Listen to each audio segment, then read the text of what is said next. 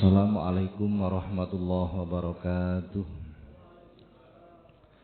Bismillah, alhamdulillah, assalatu wassalamu ala rasulillah. La hawla wa la quwwata illa billah wa ba'du. La hadratin nabiyil mustafa Muhammadin sallallahu alaihi wasallam wa alihi wa azwajihi wa auladihi wa dhurriyyatihil kiram. Wa ila jami'i baqiyati sahabati wa tabi'in wa syuhada'i wa salihin wal ulama'il 'amilin wa musannifin wa mu'allifin wa jami'il malaikatil muqarrabin wa sadatina sufiyatil muhaqqiqin khususan ila sultanil awliya asy-syaikh Muhyiddin Abdul Qadiril Jilani wa sairil awliya illah wal awliya tis'ah wa ummahatina wa abaina wa ajdatina wa jaddatina wa masayyikhina wa asadidina wa muallimina wa dawil huquqil wajibati alaina wa alal hadirina fi majlisina hadha khususan ila man fataha hadil qaryah wa khususan ila mu'allif hadzal kitab asy-syaikh al-imam Jalaluddin bin Kamaluddin As-Suyuti radhiyallahu anhum sayulillahi lahumul fatihah. A'udzu billahi minasy syaithanir rajim. Bismillahirrahmanirrahim. Alhamdulillahi rabbil alamin arrahmanir rahim maliki yaumiddin iyyaka na'budu wa iyyaka nasta'in ihdinas siratal mustaqim siratal ladzina an'amta 'alaihim ghairil maghdubi 'alaihim waladdallin. Amin. Para jamaah, alhamdulillah sore hari ini kembali kita dipertemukan Allah dalam majelis yang penuh dengan keberkahan ini. Mudah-mudahan apa yang kita laksanakan dicatat oleh Allah sebagai amal soleh. Amin Allahumma amin. Para jamaah, kita lanjutkan kajian kita hadis nomor 8. Masih menerangkan keutamaan membaca sholawat kepada Nabi. Qala sallallahu alaihi wasallam, lan dawuh sapa Kanjeng Nabi sallallahu alaihi wasallam, ma min du'ain ora ana saking donga illa kajaba bainahu antarane donga wa baina sama'i lan antarane langit hijabun ana aling-aling hatta yusalla alayya saengga den wajake selawat alayya ing tese ingsun. Fa idza suliya maka nalikane suliya den wacake selawat alayya ing tese ingsun in kharaqa maka dadi bedah apa dalika mengkono-mengkono al hijabu hijab wa rufi'atid du'a lan den angkat apa addu'a udunga. Hadis ini menerangkan apabila seorang berdoa kepada Allah, antara doanya dengan langit itu terdapat hijab. Hijab itu tutup. Jadi doa itu tidak akan bisa terbawa naik karena ada hijab, ada tutup. Sampai halnya dibacakan sholawat kepada Rasulullah. Bila dibacakan sholawat kepada Rasulullah, maka hijab itu menjadi terbuka. Maka hijab itu menjadi terbuka. Ini salah satu pentingnya sholawat ini. Hadis yang lain Rasulullah menyampaikan, ma sami'ta qauli al-a'malul mauqufah wa da'awatul mahbusah hatta yusalli alayya. Rasulullah menegur para sahabat, apakah kalian tidak menyimak apa yang aku sampaikan, kata Rasulullah. Al-a'malul mauqufah, setiap perbuatan itu berhenti, tidak sampai kepada Allah. Wa da'awatul mahbusah, setiap doa itu tertolak. Hatta yusolli alayya, sehingga dibacakan sholawat kepadaku. Semua perbuatan, kalau jenengan sholat orang maca sholawat ya prei rata konggon. Mengenai sholawat itu menjadi rukun di dalam sholat. Kapan? Ketika tahiyat. Ketika tidak membaca sholawat maka tidak sah itu sholatnya, kan begitu kan? Nah, yang harus kita perhatikan, jarang kita melakukan sedekah dengan membaca sholawat. Padahal al-a'malul mauqufah, kata Rasulullah, perbuatan itu terhenti, tidak akan sampai kepada Allah. Logikanya begini para jamaah. Kita itu mengenal Allah karena jasa Rasulullah melalui para ulama. Enggak mungkin kita langsung pada Rasulullah kan? Jadi para ulama ini menyampaikan risalah ajaran Rasulullah. Kita mengenal mana yang benar, mana yang salah itu jasa Rasulullah. Kita mengerti tentang kewajiban orang hidup, kewajiban suami istri, kewajiban bertetangga itu karena jasa Rasulullah. Karena jasa Rasulullah. Maka orang bila melupakan jasa Rasulullah itu berarti orang yang tidak bersyukur kepada Rasulullah. Loh, apa ada Pak bersyukur kepada selain Allah? Ada, itu perintah. Ini kajian kemarin nih. Dalam hadis Rasulullah menyampaikan, malam yaskurin nas, lam yaskurillah. Barang siapa yang tidak bisa bersyukur kepada manusia, maka dia tidak akan bisa bersyukur kepada Allah. Jadi bersyukur pada manusia itu merupakan jalan untuk bersyukur kepada Allah. Bersyukur pada manusia itu berterima kasih. Berterima kasih pada manusia. Maka sungguh orang-orang yang melupakan jasa Rasulullah ini dianggap orang yang tidak bersyukur. Lawan dari syukur itu artinya kufur. Ya kan berat ini. Lah bagi orang-orang yang kufur, inna adzabi lasyadid, dalam Al-Qur'an disebut gitu. Sesungguhnya azabku sangatlah pedih. Nah, jadi yang menjadikan amal kita mudah diterima Allah itu sholawat. Karena kita mengingat jasa Rasulullah yang mengenalkan kita tentang semua bentuk ibadah ini. Saya itu kan berusaha. Saya itu berusaha setiap bulan Rajab itu ke Mekah melakukan ibadah umroh. Berusaha. Suatu ketika itu banyak beberapa ulama, beberapa ustadz, beberapa kiai itu bertanya, kok memilih bulan Rajab, kok enggak milih bulan Ramadan? Kalau Ramadan itu kan dalam hadis disebut orang yang berumrah di bulan Ramadan kahajjatin ma'i, kata Rasulullah. Seperti orang yang beribadah haji bersamaku, kata Rasulullah begitu. Itu kan fadilahnya tertinggi, kata Rasulullah begitu. Melakukan ibadah haji bersama Rasulullah. Kok sampean milih bulan Rajab ini? Apa dasari? Kemudian saya sampaikan, dalam riwayat, dalam sejarah, bulan Rajab itu disebut bulannya orang berziarah. Jadi setiap bulan Rajab itu penduduk Mekah berziarah ke makam Rasulullah. Setiap bulan Rajab penduduk Mekah berziarah ke makam Rasulullah. Bila orangnya udur, sakit atau yang lain sebagainya, maka onta-ontanya lepas dari kandang, ucul teko kandang, berjalan sendiri menuju makam Rasulullah untuk berziarah. Makam Madinah niku Surabaya Banyuwangi. Selesai berziarah ke makam Rasulullah, onta-onta itu kembali lagi ke Mekah.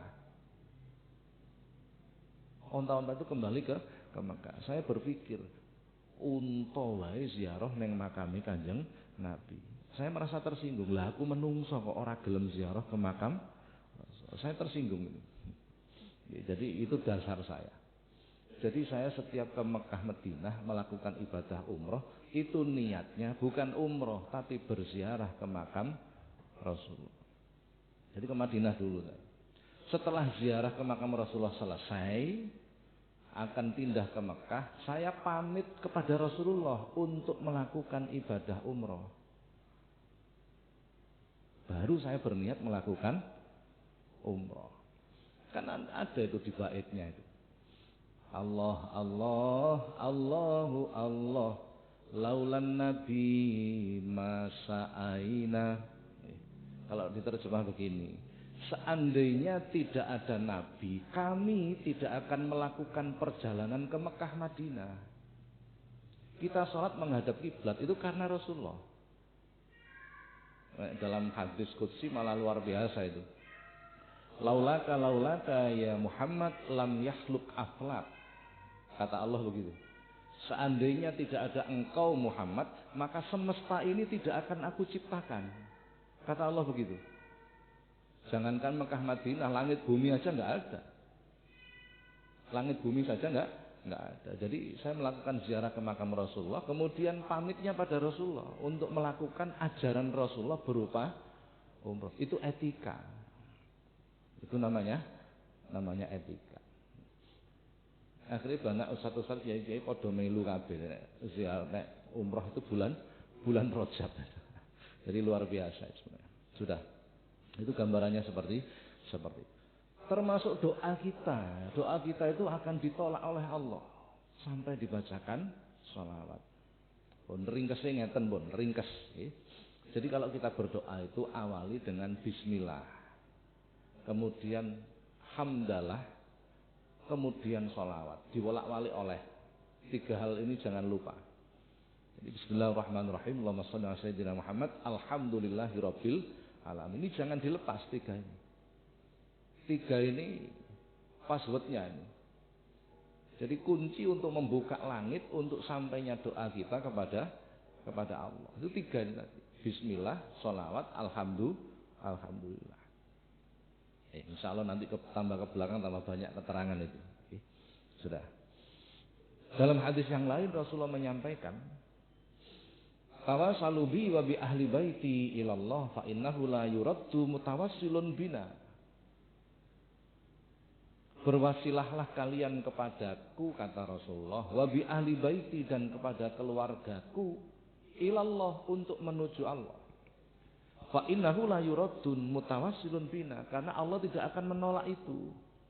Justru lebih mudah diterima.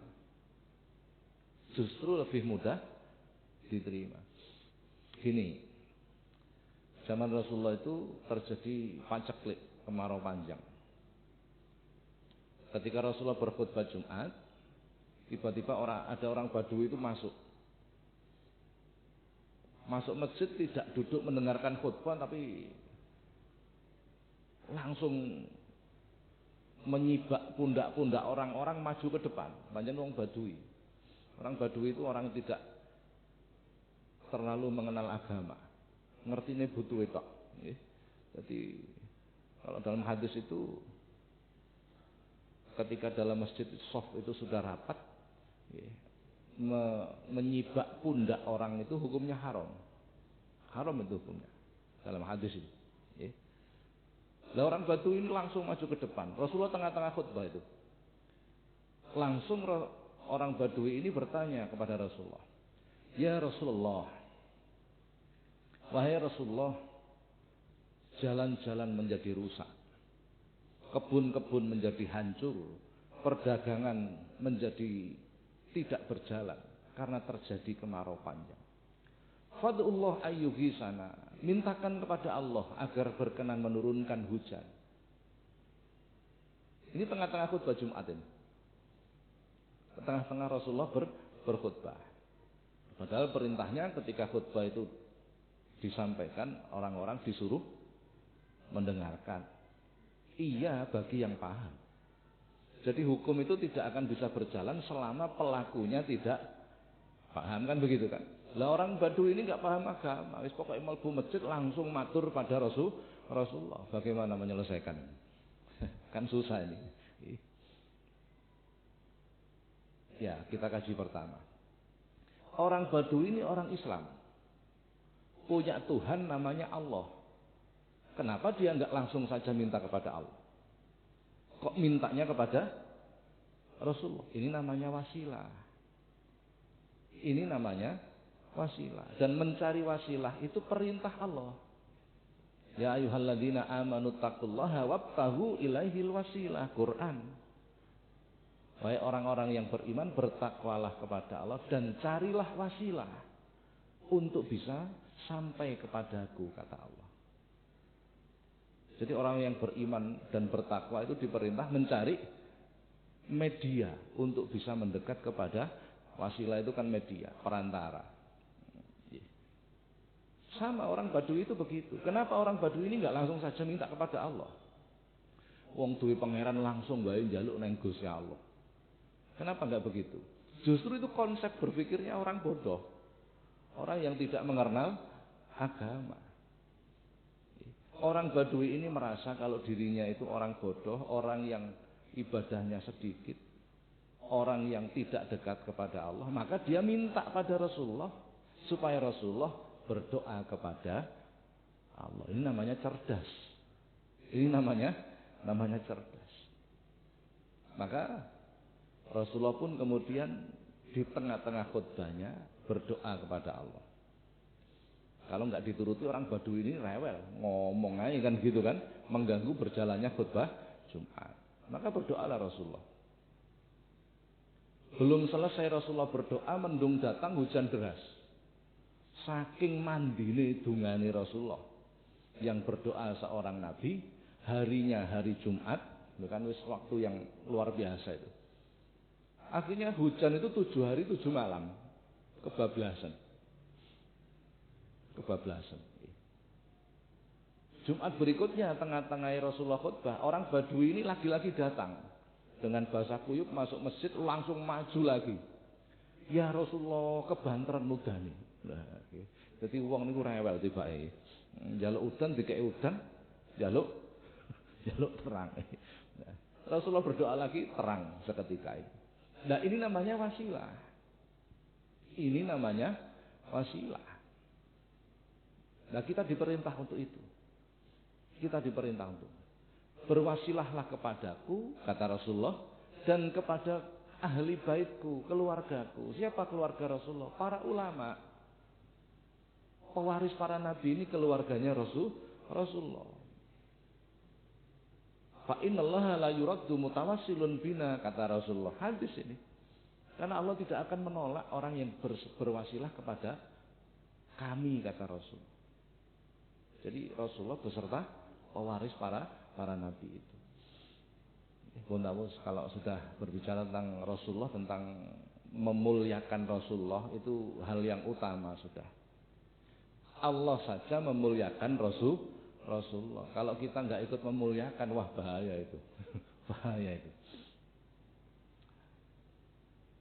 Qala Abu Bakar As-Siddiq, seorang sahabat yang dipercaya Rasulullah dan salah satu sahabat yang dijamin masuk surga. Beliau mengatakan, "Man anfaqa dirhaman ala qiraati maulidan Nabi sallallahu alaihi wasallam kana rafiqi fil jannah."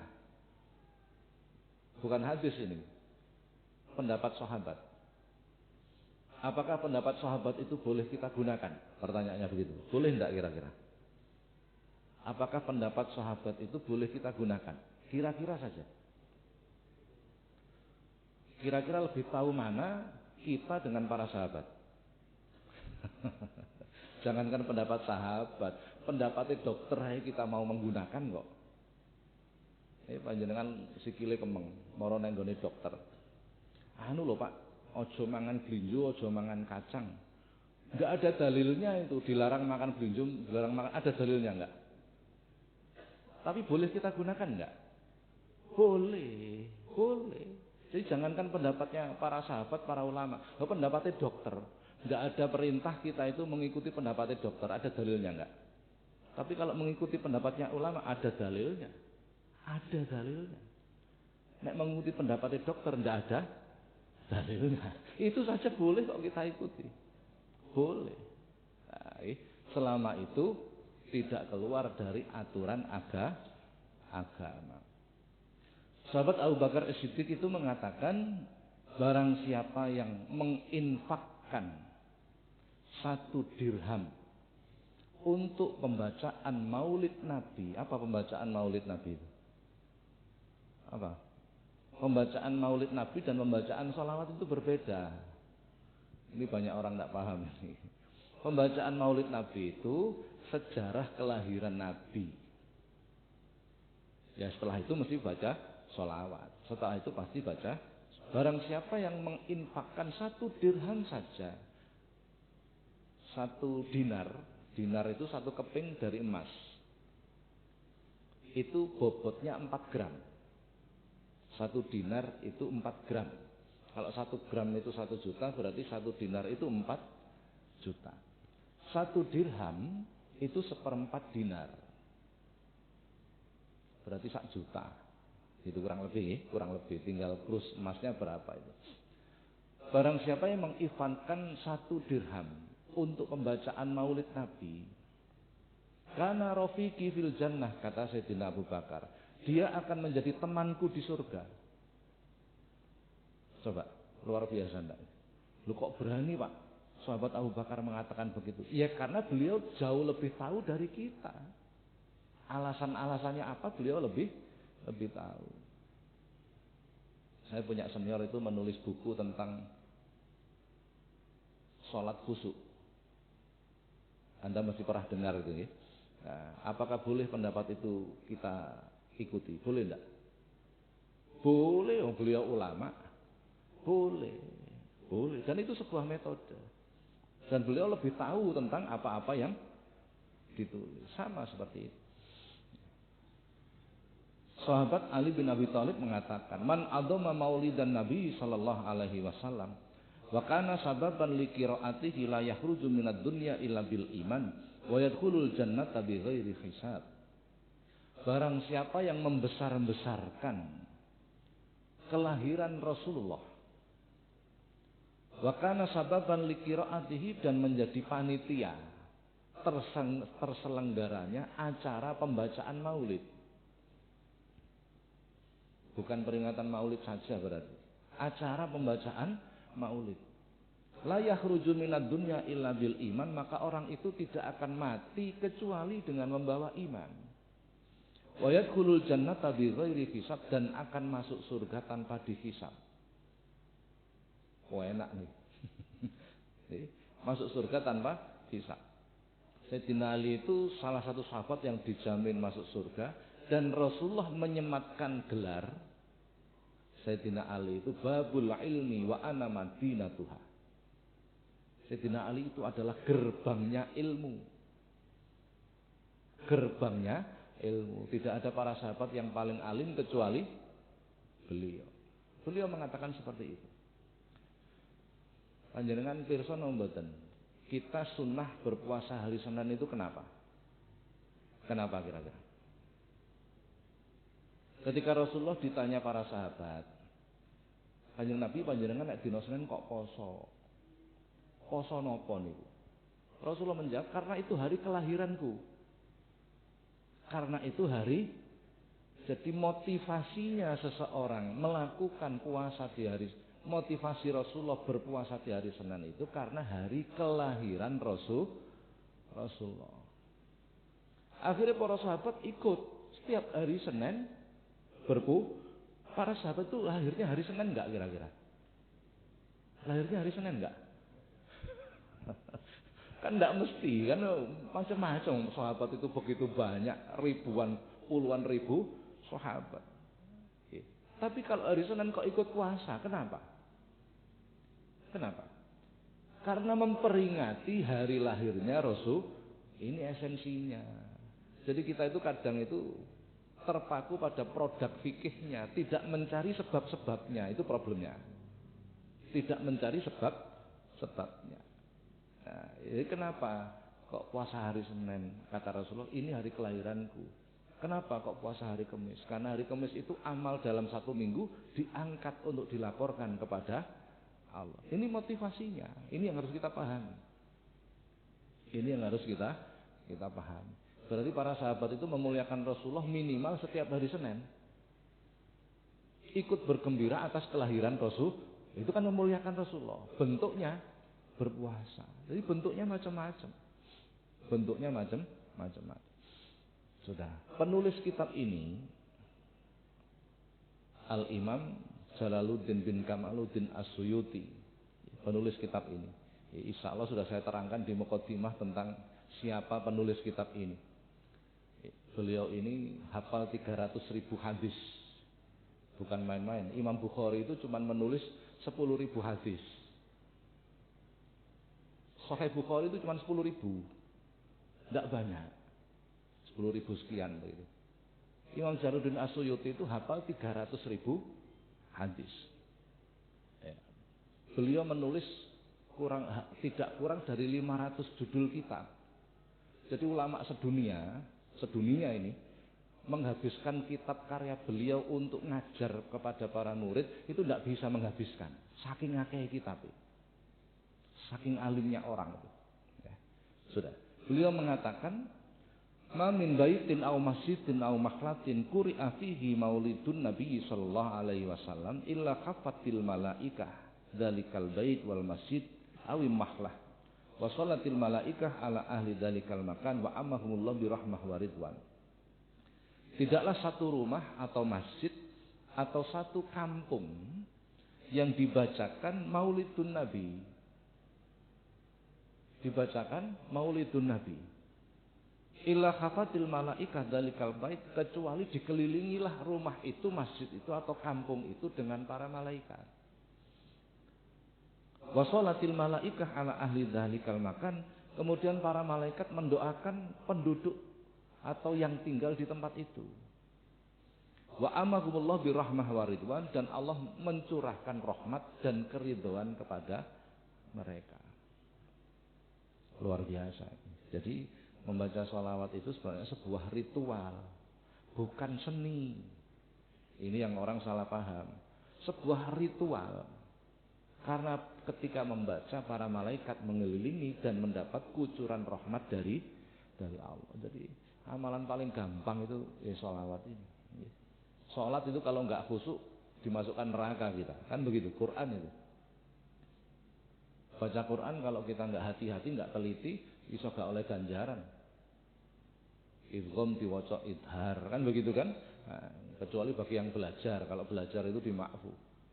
Tapi orang baca sholawat, hadis di awal kita terangkan, orang yang tidak khusyuk ketika membaca sholawat itu mendapat curahan rahmat 10 kali dari Allah dan didoakan oleh para malaikat dan seterusnya.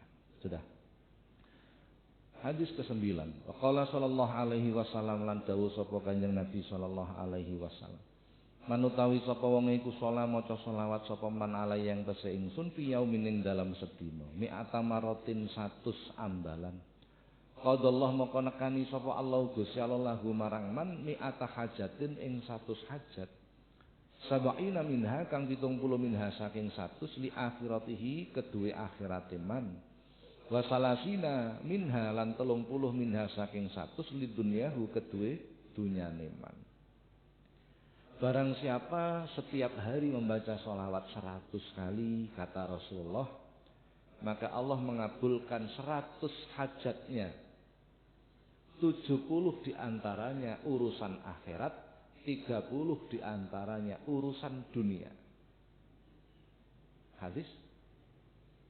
Jadi panjenengan kok duwe hajat, maka perbanyaklah baca sholawat. Apakah harus 100, Pak? Apakah harus 100? Tidak. Ini gambaran. Jadi kita harus mempelajari banyak hadis sehingga kita tahu. Kadang orang itu baru tahu satu hadis terus dicekeli ku tok. Akhirnya menjadi masalah itu. Apalagi mengatakan, wah, nek gak 100 itu gak diajarkan Rasulullah. Ya, itu salah. Jadi banyak hadis yang meriwayatkan yang berbeda. Hadis yang lain, Rasulullah mengatakan, man asurat alaihi hajatuhu falyuksir minas sholati alaiya. Fa innaha taksiful humum wal kurub wa taksirul arzak wa takdil hawaij. Barang siapa yang mempunyai hajat, maka hendaklah memperbanyak sholawat kepadaku, kata Rasulullah. Lah, tidak disebut. Perintahnya hanya memperbanyak saja. Fa'inah taksiful humum, karena dengan memperbanyak sholawat itu akan menghilangkan kesusahan, wal humum kesedihan, wal kurub kesulitan, wa tuksirul arzak serta memperbanyak rezeki, wa taqdil hawaij serta mengabulkan keinginan kita dengan memperbanyak sholawat. Bila kita baca sholawat 100 rutin setiap hari, ya dengan catatan kita harus menjauhi larangan-larangan Allah. Kan begitu, itu intinya itu intinya. Jadi intinya itu takwa tadi, melakukan perintah, meninggalkan larangan. Baru bisa jalan yang lain-lain itu. Korupsi ini getu, maca selawate ya getu, ya nggak ada nilainya itu kan, begitu kan? Nah, jadi ini konsep dasarnya jangan dihilangkan. Jadi ana wong korupsi 1 miliar disedekahno 200 juta. Apakah sedekah yang dilakukan itu bisa menghilangkan dosanya korupsi? Kira-kira gimana? Tidak bisa. Karena yang dikeluarkan itu dari sesuatu yang haram, begitu. Jadi antara lain fadilah atau keutamaan membaca sholawat itu adalah menghilangkan kesusahan, menghilangkan kesedihan, menghilangkan kesulitan, memperbanyak rezeki, memudahkan hajat. Sudah, ini pol. Kita butuh semua ini. Kita butuh semua ini. Kita butuh tidak susah, tidak sedih. Apa bedanya susah dengan sedih itu? Bedanya apa? Susah dengan sedih, apa bedanya itu kira-kira? Apa bedanya itu? Itu bahasa yang berbeda sebenarnya. Sama dengan takut dan khawatir, itu berbeda. Khauf sama hazan itu berbeda. Khawatir itu terhadap sesuatu yang belum terjadi. Kalau takut itu terhadap sesuatu yang telah terjadi. Nah, kalau susah sama sedih, apa bedanya? Susah itu memikirkan sesuatu yang tidak pada diri kita, anak kita, tetangga kita, dan lain sebagainya. Itu susah. Sedih itu bila menimpa diri kita. Kita sakit, sedih. Gitu. Anak kita sakit, kita nggak sedih, susah namanya itu. Wal kurub dan kesulitan. Jadi kita hidup itu kan sering mendapatkan kesulitan, nglakoni apa-apa angel. Jadi wong ini wis dibulet karo kesulitan, itu ya wis memang sulit. Bundeli gak karu-karuan, tidak menemukan jalan keluar. Tapi kalau sudah diudari karo Gusti Allah, Masya Allah, mlaku sak mlaku iki gampang. Nggih. Ana wong niku mider-mider, napa mider-mider niku? Basa Jawa. Mumet ra karu-karuan golek rezeki gak oleh-oleh. Kemarin hari Sabtu Minggu kami mengadakan istiqlal. Istiqlal itu halal bihalal dan sarasean dari komunitas masjid dan musola yang terhubung dengan kami, sejumlah 32 masjid dan musola sekecamatan Rungkut dan Gunung Anyar. Saya sewakan villa di Trawas.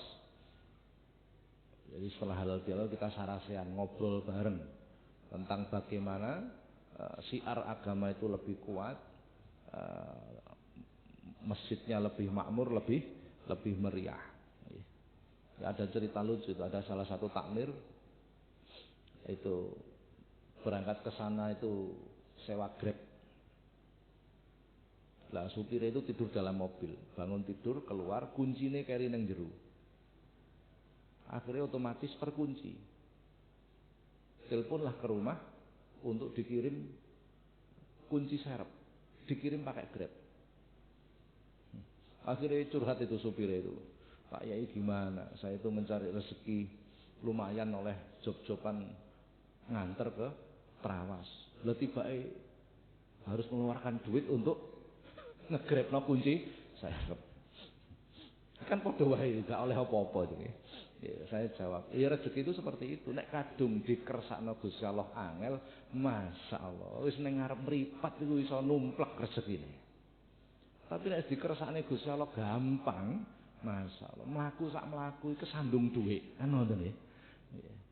Itu perbanyak sholawat itu. Perbanyak sholawat agar kita tidak mendapatkan kesulitan. Agar kita tidak mendapatkan kesulitan. Jadi kesulitan itu yang menciptakan Allah, yang bisa menyelesaikan juga Allah.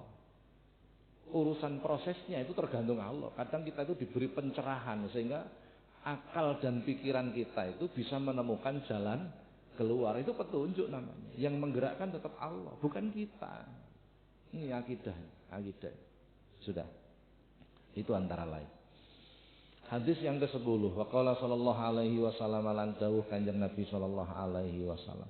manutawi sapa wong iku sholat maca sholawat sapa man alaya ing tese ingsun sholatan wahidatan kelawan sholawat kang sepisan sallallahu maka paring rahmat sapa Allah alaihi ing tese man wa malaikatuhu lan sekabehe para malaikate Allah isrina maratan 20 ambalan walam yamut lan ora mati sapa man hatta yubasyara saengga den bebungah sapa man bil jannati kelawan swarga.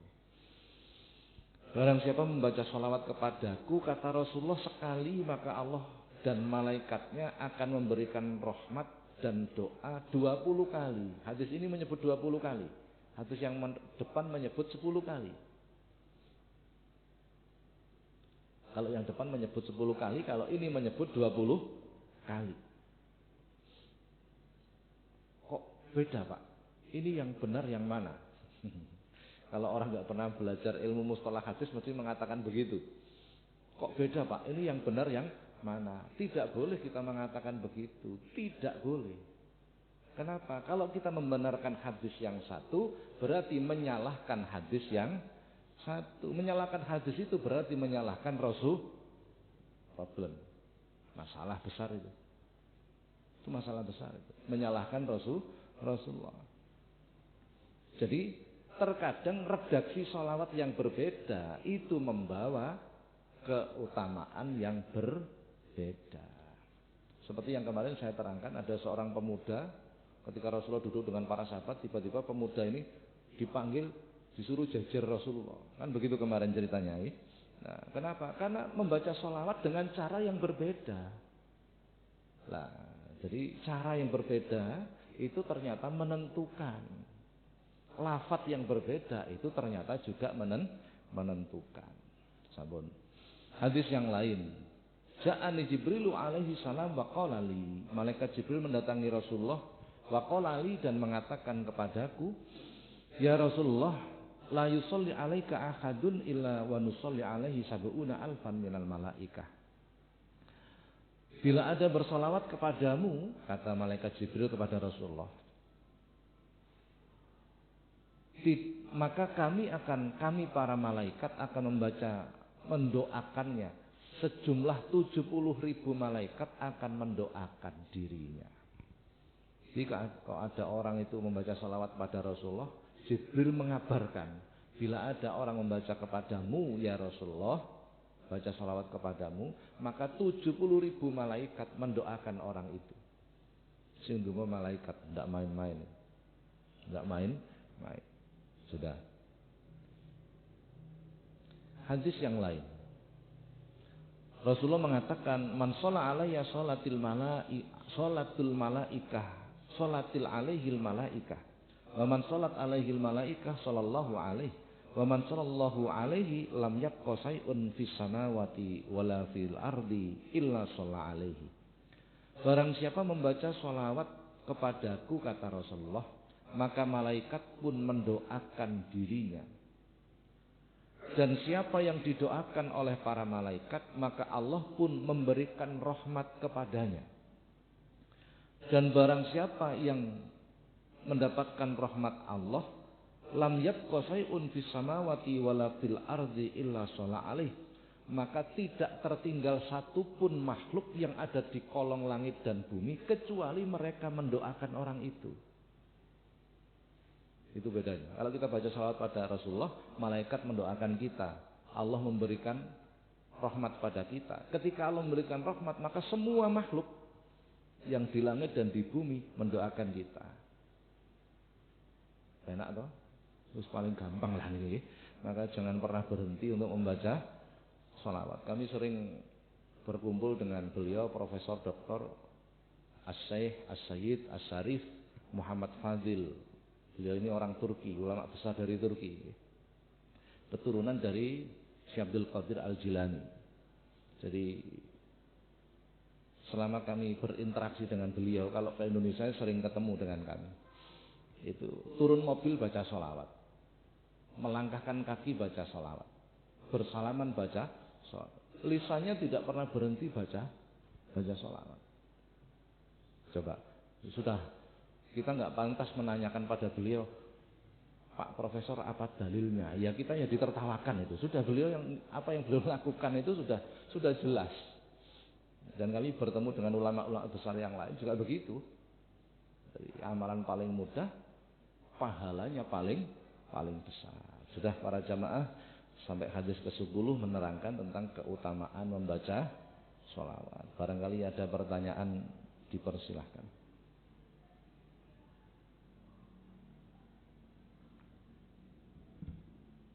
Monggo pertanyaannya bebas lah, apa saja silahkan.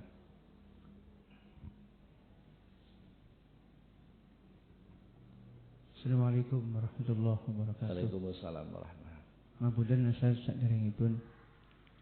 Wonten satu Ustadz menjelaskan bahwasanya setiap manusia kalau sudah meninggal dunia itu sudah terputus amalnya.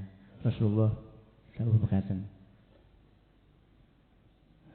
Dengan keadaan apa? Berkaitan dengan hadis kalau pripun? Pertanyaannya apa? Pertanyaannya. Berkaitan dengan apa?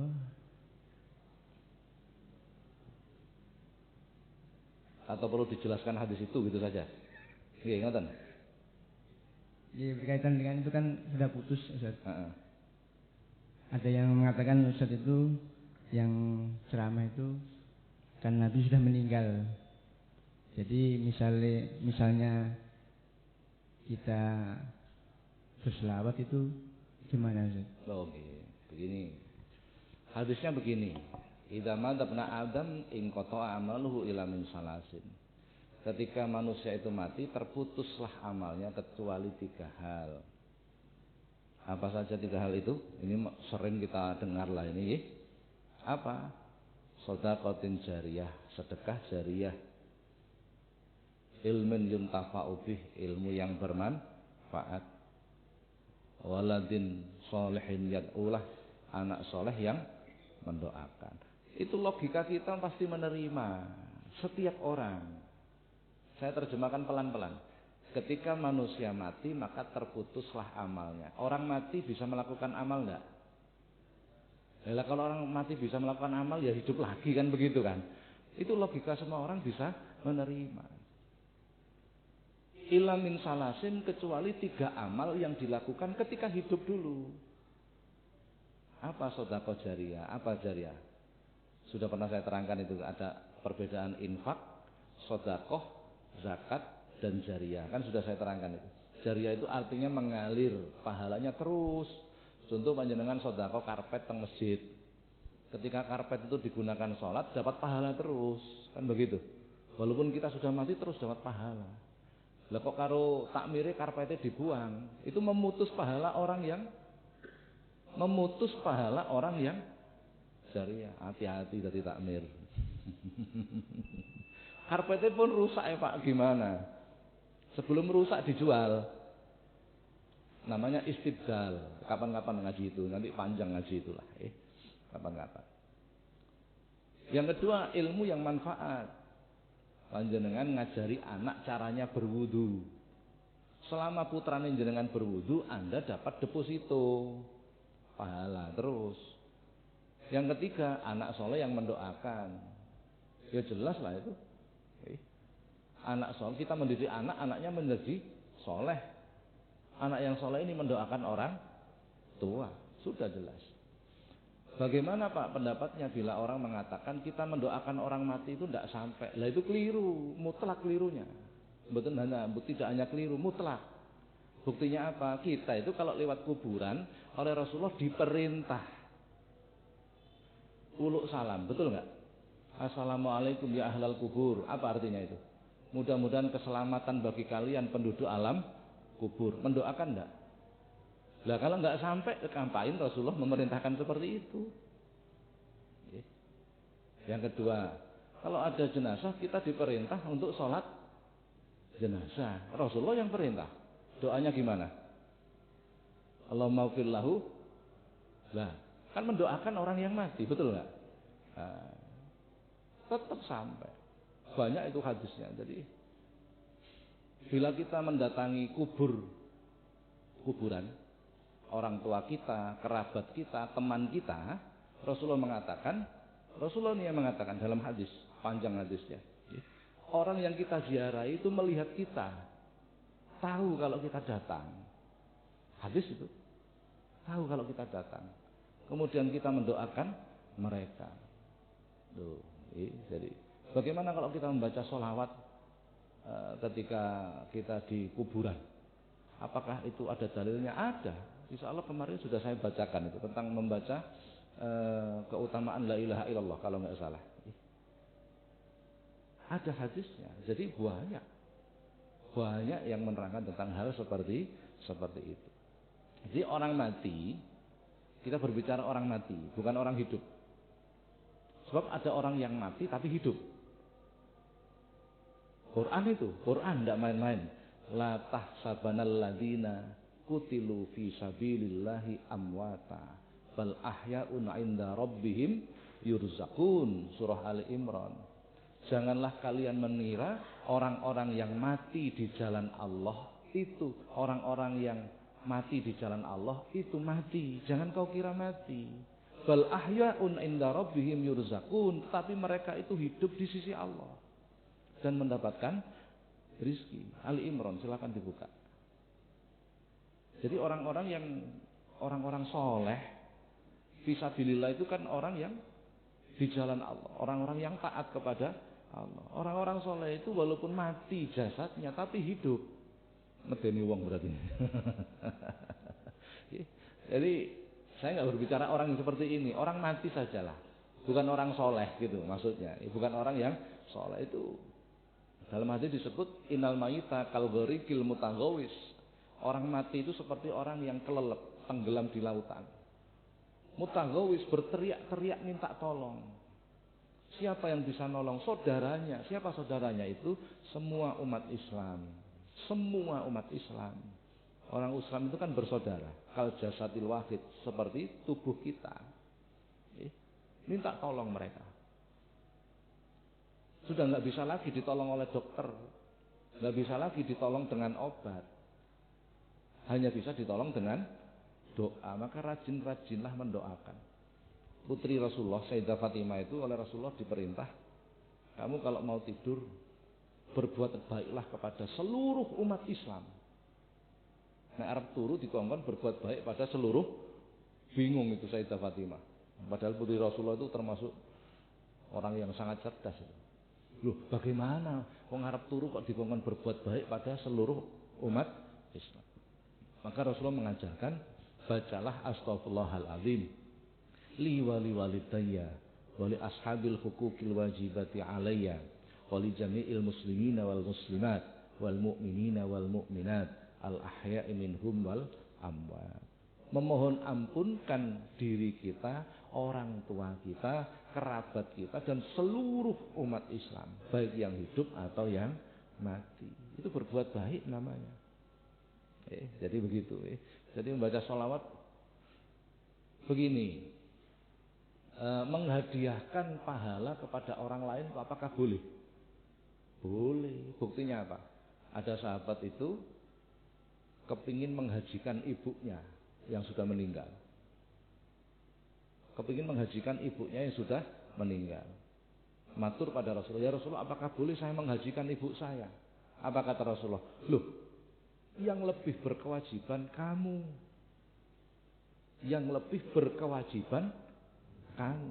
Loh, berkewajiban malah. Dalam rangka memuliakan orang, berarti melakukan amal yang pahalanya diberikan pada orang lain. Boleh enggak? Boleh. Boleh. Panjangan sedekah diniatkan kepada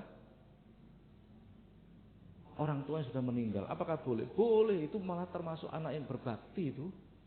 Birrul walidain itu. Nah, jadi boleh. Bagaimana korban bagi orang yang sudah meninggal? Korban bagi orang yang sudah meninggal, apakah boleh? Nah, sebentar lagi itulah guys. Apakah boleh korban bagi kakek saya? Apakah boleh? Monggo, ada yang bisa menjawab enggak? Apakah boleh?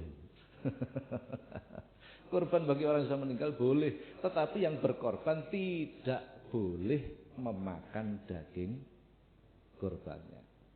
Karena itu ibarat nazar. Ibarat nazar. Jadi keluarga yang berkorban tadi tidak boleh memakan daging korbannya. Boleh. Jadi melakukan amaliyah yang pahalanya diberikan kepada orang lain itu boleh. Kan ada badal haji. Badal umroh apakah boleh? Boleh, sama saja. Boleh. Jadi panjangan umroh kan bisa berkali-kali itu. Lakukan untuk diri kita sendiri, setelah itu lakukan untuk orang lain boleh. Guru-guru kita, keluarga kita yang sudah meninggal boleh. Nah, jadi tidak ada masalah. Melakukan amal yang pahala amal itu diberikan kepada orang lain. Kan rugi ke pak kita? Enggak. Lah ini keistimewaannya. Ini keistimewaannya. Jadi ketika pahala amal itu diberikan kepada orang lain, kita tetap mendapatkan pahala dari amal itu. Itu perbedaannya. Jadi enak. Jadi sering-sering melakukan seperti itu, kita dapat double itu. Tapi niatnya tetap satu. Jadi kita berniat keutamaan dari amalan itu kita hadiahkan kepada orang lain. Niatnya tetap begitu. Nanti kita dapat pahala seperti apa yang kita lakukan. Begitu Bapak. Ada yang lain? Insya Allah banyak lah nanti. Jadi boleh panjenengan tanya apa saja. Nek saya tidak bisa jawab, insya Allah saya jawab pertemuan yang akan datang. Begitu. Mudah-mudahan manfaat. Al-Fatihah.